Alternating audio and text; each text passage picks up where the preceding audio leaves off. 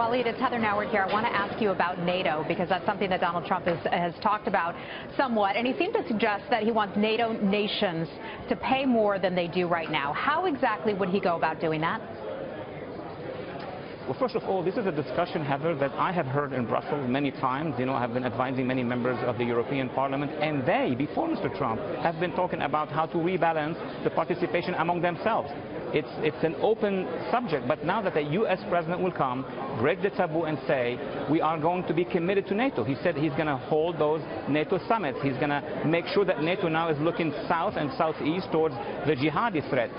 How he will go about negotiating with the member states, especially those who are wealthier, to participate more is going to be when he is going to be in the White House. Why? He will be advised about the realities. Now he is a candidate. Hopefully he will be a nominee. But he will have to wait for transition, being in the White House, meet with his allies, and then he will decide about the numbers, about the measurements. Walid, you've been advising him for at least a month now. When you sit down and talk to him about what he is most passionate about when it comes to our national security, what is the one specific thing that he is the most interested in?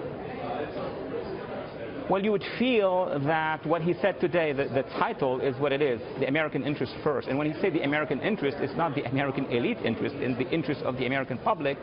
That's why he's getting that support by basic people. So I think that he is going to try to mirror foreign policy in a very parallel way to what the American public wants to see happening.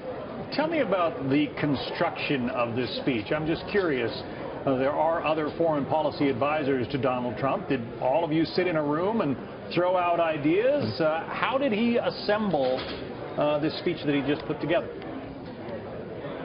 This is the only thing that advisors cannot talk about. He can talk about, or the people he wants them to talk about, or us in our memoirs in the future. But obviously many advisors and experts and people who you see, like ourselves, and people who you don't see in the background, have been part of this construct. But the final decision on what will go, what won't go, is his at the end of the day. Walid Phares, long known to our viewers as a Fox News Middle East analyst, also now advising the Trump campaign. Walid, good to have you on. Thank you. Thank you.